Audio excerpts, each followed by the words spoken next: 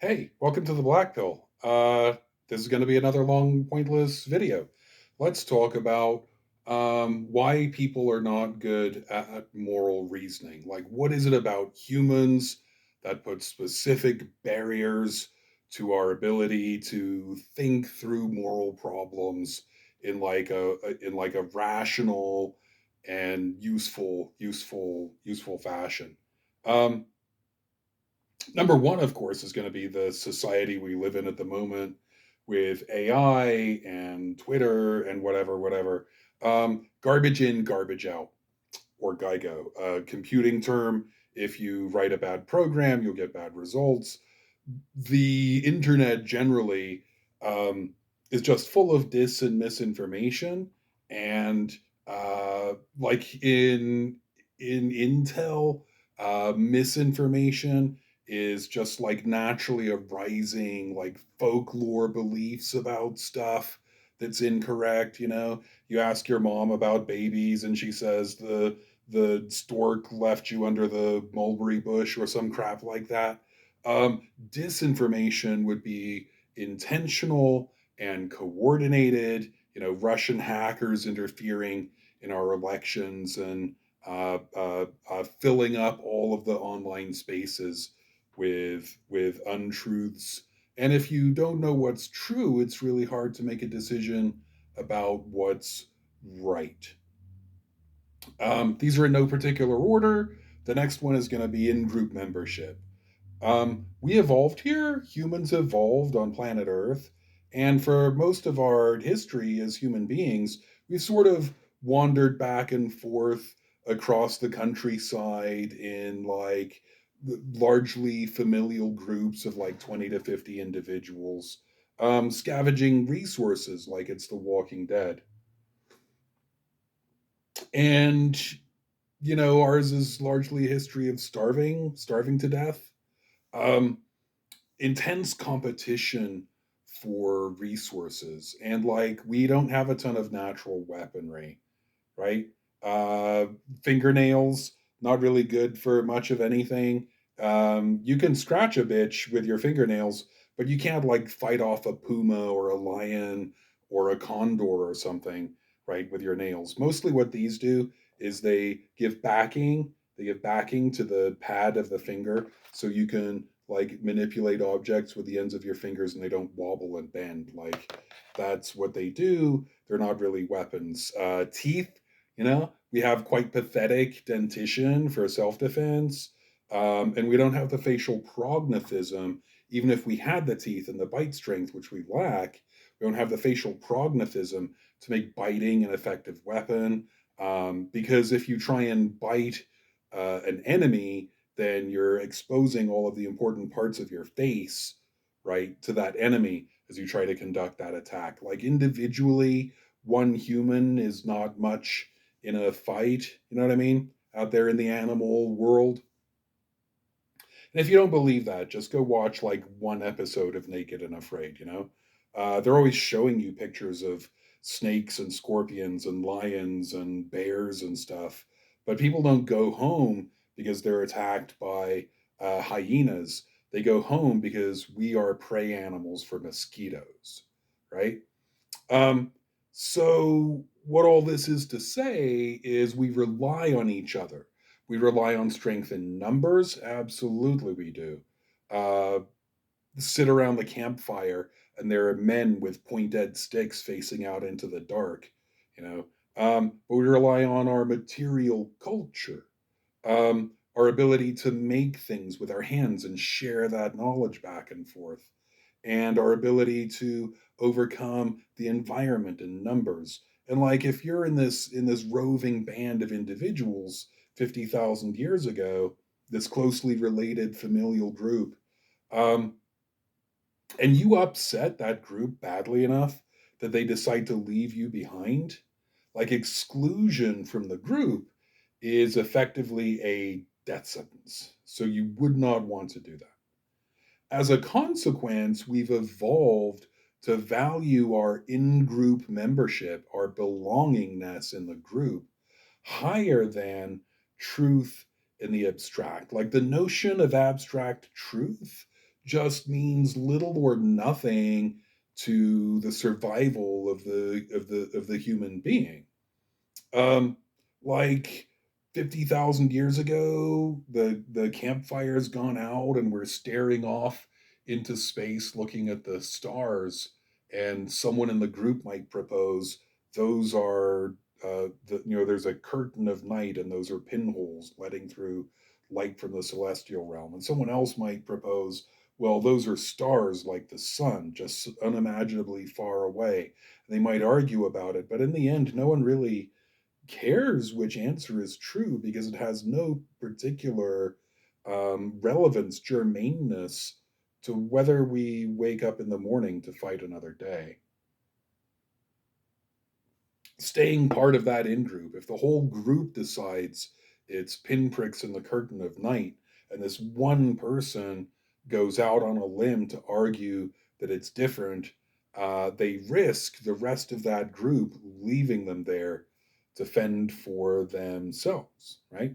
And so we would just tend to believe whatever horse crap our in group believes. Okay, so that's a major barrier to moral reasoning. You know, some groups of Americans are strongly in favor of Second Amendment rights without really considering any information coming in from outside the group, or only considering the dis and misinformation that exists within that in group. And for them, changing their mind would mean changing their cultural identity or being excluded from the in group, and you could see much the same happening on the side that would be very much against Second Amendment rights, like way over here on the left hand side, where folks would say there is no constitutionally guaranteed right to bear arms in any form, right? And that would be an in group as well, and they would preserve their preserve their beliefs because the beliefs are identity and the beliefs are in group. And just whether it's true or not, anything about guns, whether those things are true or not, is just not very much part of the decision making at the extremes of those positions, and all sorts of other stuff: climate change denial, anti vaxxing, flat earthing, right? All of that. So, one more logical incapacity. That is, moral reasoning requires reasoning. I mean, that's a fairly elementary thing to say, and now that you've heard it, it probably seems completely obvious to you. But humans, again, just didn't grow up on Earth to reason through moral problems. We grew up to follow the leader, right? What are the rules that are written down? And now we're diving into Kohlberg, which is not always a fun thing to do because he was a gigantic sexist and his beliefs really track with the core beliefs of racism. I haven't read anything about it at this time, but I wouldn't be surprised to find out he was also a gigantic racist. But in the literature we teach, he was a gigantic sexist. Um, yeah, so not super much fun, but his structure holds a certain amount of water at the lowest level. At the lowest, like some are better than others. Yeah, I don't know so much. The limbic level, though, the inborn pre-programmed level of moral reasoning is about, am I going to get punished for this? And so you'd avoid doing things for which you'd get punished.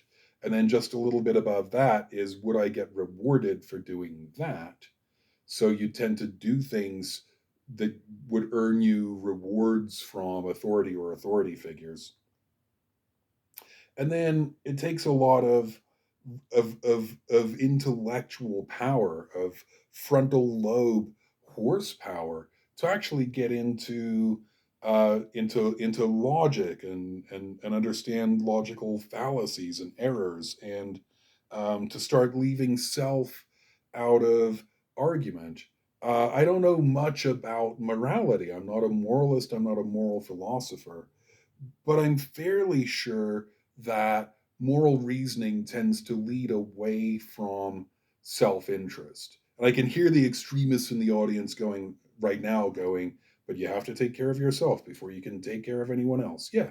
And that's some fairly sophisticated moral reasoning to figure out when and to what degree. It's not that being selfish is always immoral and being selfless is always moral, but it's not simple. It's it's not simple. Anyone telling you that things are simple, that they're black or white, that they're at this pole or at that pole, and there's no gradation in between, is probably not very sophisticated theirself and might even be some flavor of fascist or Nazi. Moral reasoning requires reasoning because the world is complicated and there are often various players in the game of life who are variously affected by the decisions that we're contemplating. And to what degree are you going to favor this point of view over that point of view? What kind of arguments are we making? Are those arguments logical, reasonable arguments, or do they appeal to that lowest limbic sort of level of the brain where we're just making short term survival decisions? If it helps me, it's good. If it helps people who look like me, it's good. If it helps people who don't look like me, it's bad. If it hurts me, it's bad, right? But morality tends to lead away from that kind of thinking and like, what is the most good for the most people? Um, so like Piaget's idea of abstract reasoning, formal operational reasoning. Piaget was fairly pessimistic. He imagined that about half of people could ever reach that level of like thinking about the future, projecting into different places, and working things through in the abstract, like with math or symbols, before ever, without even encountering a concrete form of a problem. And he was fairly pessimistic, thinking that about half of people could manage that. When we get into classrooms and such, even at college level, like not more than one third of my students are capable of reasoning at that level.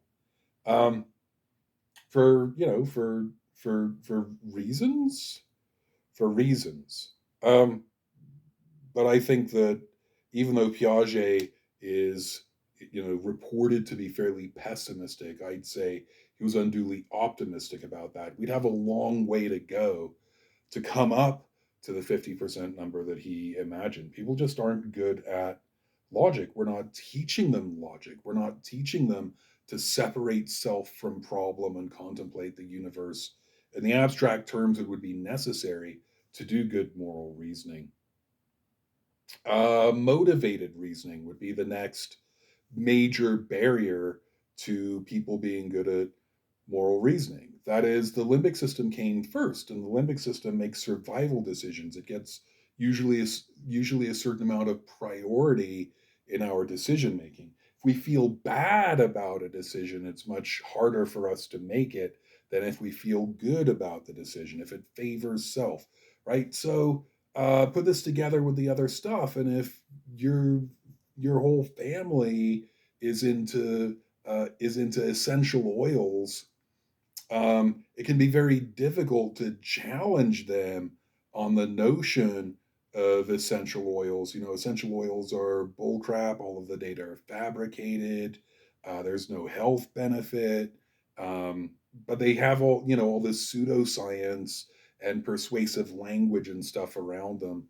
Um, and so to stay in good with the family, or if you yourself have been selling essential oils for years, when someone's coming at you with a bunch of data and formal analysis and stuff, like you can engage the frontal lobe of the person, but their mind isn't necessarily open to argument, which is to say, the better you are at logic and reason, the better also you are at talking yourself into bad ideas, right? Or defending bad ideas that you already possess. You can always find some logical seeming reason not to hear criticism, not to believe criticism, to reinforce your belief in the thing you came in believing in the beginning. That's called motivated reasoning. Um, Time pressure. Sort of on the religious side of America, people often like to imagine that religion makes people more moral. There just isn't evidence for that. Like in the psychological literature, the very best we can do is if people believe someone's watching, then they can delay gratification a little better, you know? Like the classic bowl of cookies on the table, tell a child, nobody's watching, but don't eat the cookies. Tell a different child, somebody's watching, don't eat the cookies. And the kid who thinks someone's watching is more likely to not eat the cookies, you know? And like believing in God and believing someone's watching you can make people more able to delay gratification. But delaying gratification is not necessarily part of morality. You know, it's not about not harming other people and treating other people by the content of their character or anything like that. And that's the very best. That's the very best we can do. Ethics professors and priests are no better at moral decision making in the end, like off paper, like IRL in real life, than anybody else, actually. And in fact, religious people might be a little worse at moral decision making for a couple of reasons. One, because you might come in thinking you know the right thing to do, and therefore not think about what is the right thing to do. And like your rule for handling this situation might steamroll over some moral considerations in particular situations, right? I'm an autistic guy. Most people navigating crowded hallways, they like you have flocking instincts and you just know what to do and get around. I only know one rule, which is we walk on the right, and if everyone walks on the right in single file, we all basically get where we're going. But if anything comes up, like three people walking abreast or something, I have no capacity to navigate that hallway. All I can do is walk on the right, and I and I just in real time I can't think through the situation fast enough to make a good decision.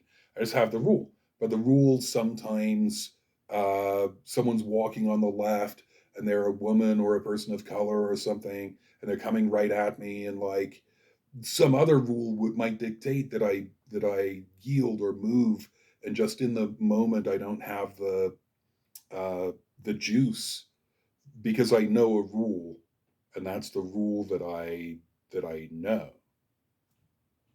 So that happens. That happens frequently when you know what to do. Um, in psychology, we used to have a rule you could not ever accept a gift from a client. But what if gift giving is culturally appropriate to your clients? Now, following that rule damages the relationship, and you have to do some more work to navigate what's the right thing to do in that situation. But when time pressure weighs on us, um, we tend to resort to the rules that we know or filter out information under pressure and go with a more sort of basal or self serving kind of decision. The reason I brought up religion is that there's this experiment where we're going to grab three seminarians, and they're on their way to give their last what do you call a lecture in church? Sermon. They're on their way to give their last training sermon and be evaluated and either earn or not earn their collar. And on the way, each man is going to walk separately on a different day. On their way from the preparation room to the audience room, they're going to pass a homeless person and apparently unhomed person, like digging in the trash, looking for food, and dirty and desperate. And it's an actor, um, but each man is going to pass. And um, each man is in a different kind of time situation. One is well prepared, right? All the work is done, the sermon is ready to go, and they feel good about it, and they've left early. We start walking them early. It's like a 10-minute walk, but we left half an hour early, so we have 20 minutes. And then the other person is going to be right on time and they're mostly prepared. And the third person is like behind. It's a 10-minute walk. We've got 5 minutes, and they didn't have enough time to finish smoothing out that sermon and memorizing, and they're not feeling so good about it. And even for priests, for Catholic priests, walking past that apparently unhomed, desperate, hungry person, only the one who has plenty of time has any chance of stopping. Like one time in three, if memory serves, they will stop and help that person, which is exactly the rate of anybody else, same rate as anybody else. Um, so uh, time pressure makes us make snap decisions, take use heuristics and take intellectual logical shortcuts. There's so much information that exists that you have to, for the sake of efficiency, to be able to make decisions like put on put on blinders, narrow the scope of an inquiry down to what's important. And when we ask those men walking from the preparation room to the audience hall, lecture hall, whatever, they indicate they didn't even notice the person digging through the garbage. They had to focus on what they were doing. They didn't even notice what was happening. And so when you're thinking about things like, should I wear a mask in public during a pandemic?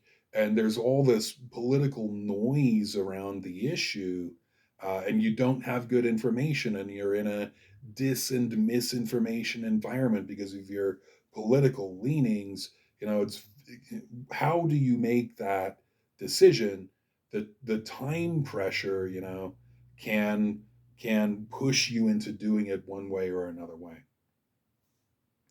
So limited cognitive bandwidth, I'm listing separately, but the time pressure can limit the cognitive bandwidth. That is, there's so much to think about all day, every day. The more you have on your mind, the less time you have to think through complicated moral or ethical questions, right? The busier you are.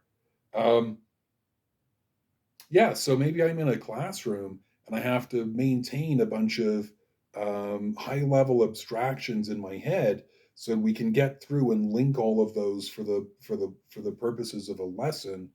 And someone presents a moral dilemma along the way. If my frontal lobes are fully occupied with all of these abstractions, it's going to be very hard for me actually to use the frontal lobe to do empathetic work, to understand the point of view of the person who's talking. And so it happens quite frequently in classrooms where I'm talking about this high level abstract stuff, and someone comes at me with a question that's off topic, and I just don't have the cognitive bandwidth to even understand the question that they're asking, because it's not strictly about what we're talking about. And if that were a human concern, they could tend to get trampled a little bit in that engagement, right? Um, and the last one, again, no particular order, but the last one on the list for today, the last major barrier to good moral decision making is despair. Um, there is no future. Yeah, there's no future. I spent a bunch of time thinking about uh, mammals and birds and what is the difference fundamentally between a horse and a cow? Like if you beamed down from space and you were an alien and you started sampling organisms and you got a cow and a horse in your sample, might you be forgiven for initially thinking that they were the same animal? That the difference between them is so minor. Like what fundamentally is the difference? What's the difference between a dog and a pig? We treat dogs and pigs very differently in America, and they are so similar. You know, pigs in nature are hairy. We bred them to be largely hairless in captivity, so we don't have to scrub off as much hair when we butcher them. They have similar intellect, memory, empathy for human faces. They can both look at human faces, recognize individual people, recognize emotions displayed by those people, do tricks, sit, stay, fetch, hold off a second on eating that bone. Fido, or Porky, right? Might you be forgiven for thinking that the pig is the mature form of the dog, or vice versa? If you look at like a caterpillar and a butterfly, very much more different than a dog and a pig, um, at least at the surface level. So, why do we eat pigs but not dogs? And why is our language about pigs so different from our language about dogs? And I just made this decision about 10 years ago that I wasn't going to eat mammals anymore. Like, if I'm not prepared to eat dogs, then I shouldn't be prepared to eat pigs. And if I'm not prepared to eat horses, I shouldn't really be prepared to eat cows. And that decision lasted for about 7 years. Um, but we're just at this point in history where democracy is eroding, climate change is happening. There's nothing at all we can do about it. AI is taking over, and every year the students have a little less logical capacity and a little more political motivation. And I'm not well. I don't expect to live a grand amount of time into the future, and my memory's going bullcrap, and nothing that I ever did in terms of skipping a hamburger and eating a piece of chicken instead seems to have made any difference in the world. Like, what is one more or less hamburger sold in the course of a day in America? It makes no difference. Nor has my example changed anyone else's mind. Neither has talking about it changed anyone else's mind. And so I gave up on that. It was just so hard cooking two dinners. I barely feel like cooking one dinner, feeding the household. And I always have a special thing, a piece of fish instead of beef or whatever. It's just so hard and so inconvenient. And I go to the cafe at school. The only food that's ready that I can grab in my busy schedule is beef or pork, you know? Um, why bother? Why bother with anything? Why bother being good at any level? Because I'll be dead soon, and so will you, and there's nothing we can do about it. We're all going to get sick and suffer first. And the world just seems, it's not, but the world seems to be getting worse and worse and worse every day. And that's despair talking. That's despair talking. It is still logically valid that if I am not going to eat dogs, I probably shouldn't eat pigs or cows.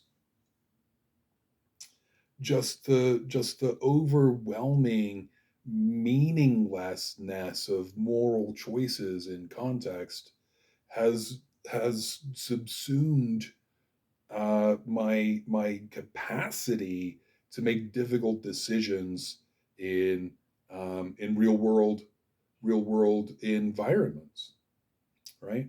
So I'm sure you also, because you're here on my channel, I'm sure you also have things that cause you to feel despair and put pressure on your moral decision making. Um, but I have nothing to say about that. Should you do better? Should I do better? Abstractly, probably. But we're all doing what we can in the circumstances that we encounter. And so, like, make your decisions, and I'll make mine, and we'll do that. We'll do the best. We'll do the best we can. So that's it for me for today. Those are the major barriers to moral reasoning for human animals like us. Okay, bye.